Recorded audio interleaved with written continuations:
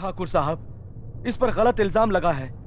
आप तो मुझे जानते हैं, जिंदगी में कभी कोई गलत काम नहीं किया मैंने। ये तो मेरा ही भाई है, एक ही माँ के पेट से पैदा हुए हैं हम। रावण और विभीषण भी तो एक ही माँ की पेट से पैदा हुए थे। ये तुम्हारा भाई है तो ये जरूरी नहीं कि ये गलती नहीं कर सकता। ठाकुर साहब, क्षमा कर दीजिए।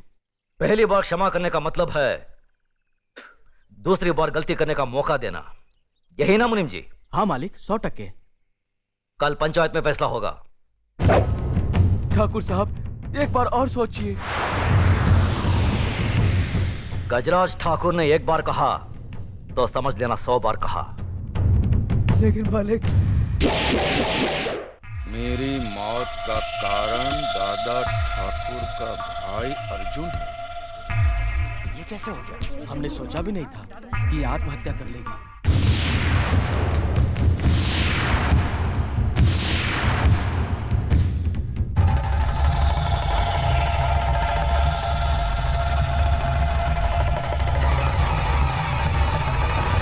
देख लिया दादा ठाकुर, उस दिन जब मैंने आपको सच्चाई बताई तो आपने थप्पड़ मार के मेरे कान के पर्दे फाड़ दिए थे।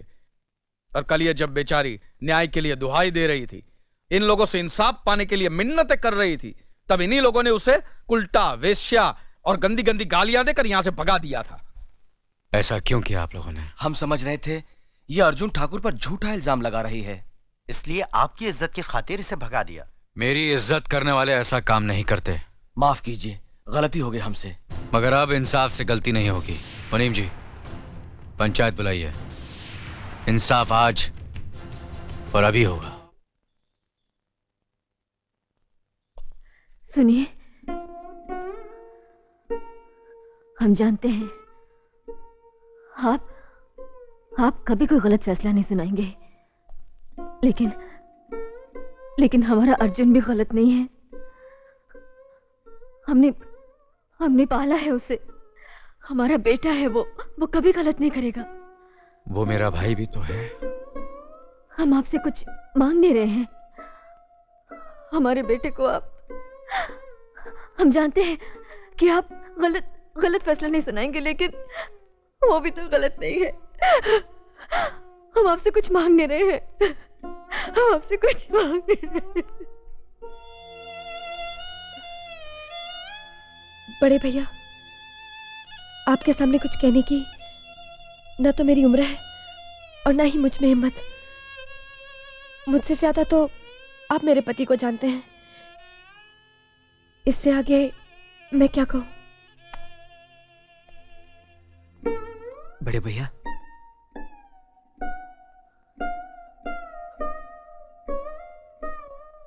कुछ नहीं, कुछ नहीं।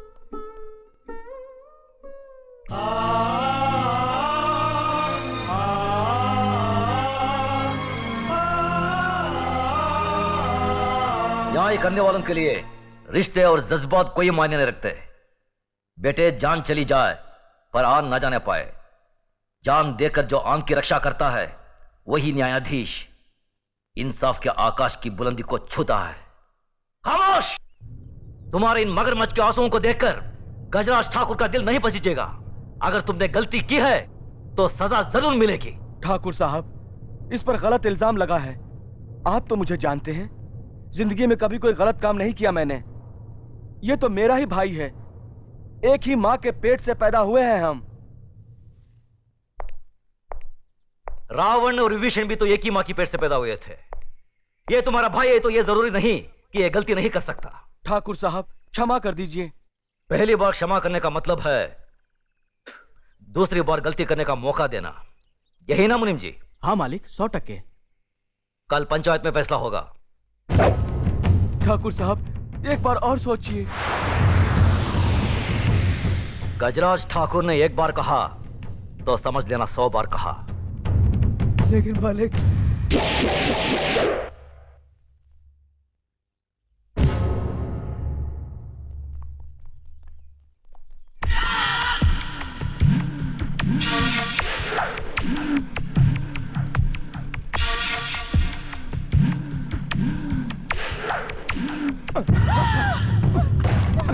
ठाकुर साहब, ये क्या कर रहे हैं आप? छोड़ अरे छोड़ देता अगर तू जवान नहीं होती। चल अपना रेडियो बंद कर, बंद कर। और चुपचाप खामोश।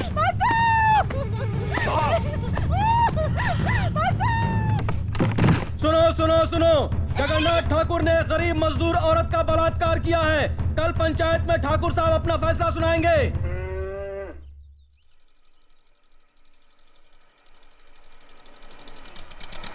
वो काम जल्दी करवा देना। जा। क्या बात है मुनीम जी? नमस्कार ठाकुर साहब। राम राम। मालिक, ये आपसे मिलने आए हैं। मालिक, हमारे हरिजन पाड़ा में आग लग गई, हमारा सब कुछ जलकर राख हो गया। ये तो बड़ी दुख की बात है। मुनीम जी, इन्हें जितना अनाज, कपड़ा और घर बनाने का सामान चाहिए दे दीजिए। जी मालिक। धन्यवाद मालिक। राम राम राम मालिक। हमारे रामपुर गांव में हमने गरीब बच्चों के लिए एक स्कूल खोला है, आपकी मदद चाहिए। बहुत अच्छा काम किया।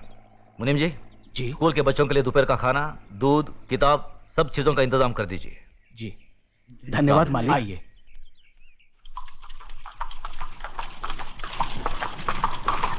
अरे मनु आ रही है। धनराज, जी बाबूजी। तुम्हारी बुआ आ रही है, उनके बैठने का इंतजाम कराओ। जी बाबूजी। ठीक है जाओ। आओ बहन, आओ आओ। पाए लागू भैया। जीती रहो। नमस्ते बुआ जी। बैठो। खुश रहो। क्या बात है, इतनी धूप में यहाँ? भैया भैया वो कल पंचायत है। मालूम है। मुजरिम मेरा बेटा जगन्नाथ है। वो भी मालूम है। फैसला आप ही सुनाने वाले हैं। आप मेरे सगे भाई ना होते हुए भी मेरी परवरिश एक सगी बहन की तरह की। मेरी डोली को कांधा दिया और एक मां बनकर मेरी गोद भराई की रस्म पूरी करके आपने मेरी झोली खुशियों से भर दी। आज उन सारी खुशियों का दारोमदार आपके फैसले पर है भैया। जगन्नाथ अभी नादान है भैया, अच्छे बुरे की उसे समझ नहीं है। उसकी नादानी, नासमझी और बचपने को देखते हुए उसकी इस भूल को आप क्षमादान कर सके तो मैं।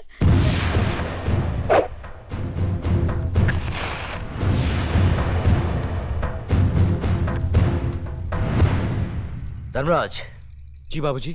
घर की तिजोरी में तुम्हारी माँ का जितना भी सोना पड़ा है उसे हमारी बहन को दे दो।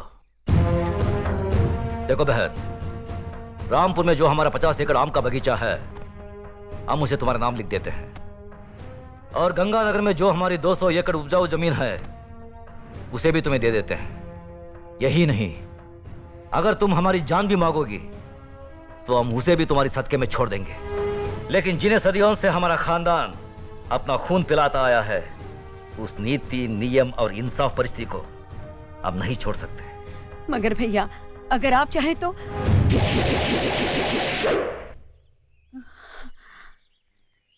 मैं जानती थी भैया कि आप अपने उसूलों और खानदान की आन से नहीं हटेंगे।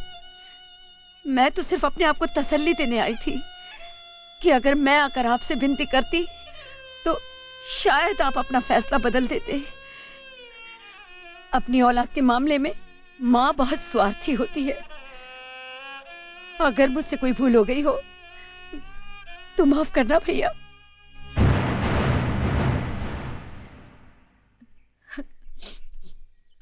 बुआ।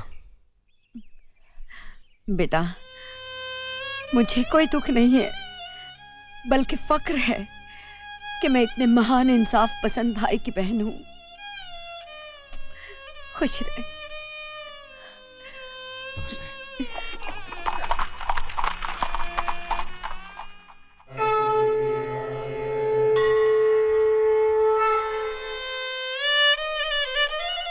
हे प्रभु, ये किस जन्म के पापों की सजा मिल रही है मुझे। पिछले 17 साल से तेरे दर्शन नहीं कर पा रही हूं। 1 साल और तेरी सीढ़ियों तक आकर वापस लौट जाऊंगी। बस प्रभु, मेरे बेटे के गुनाहों को माफ कर दो, उसे सही रास्ता दिखाओ।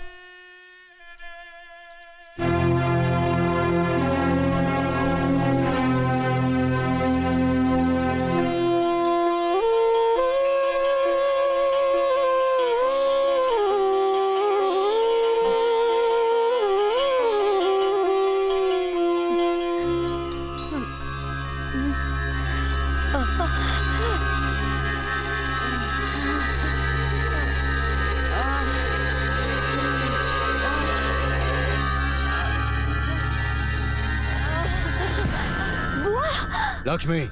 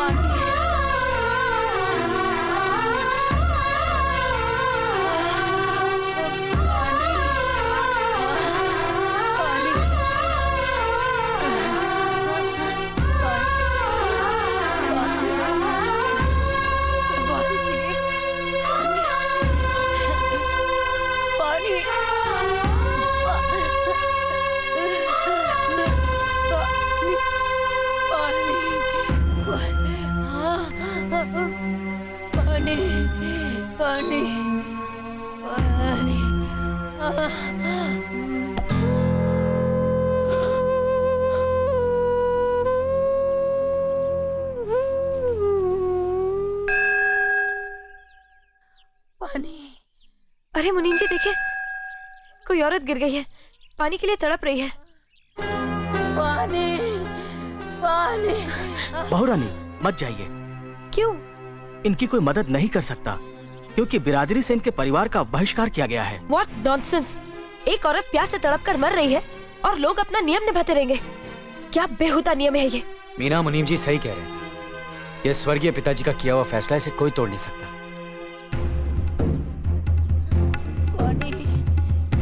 पानी, पानी, पानी, पानी।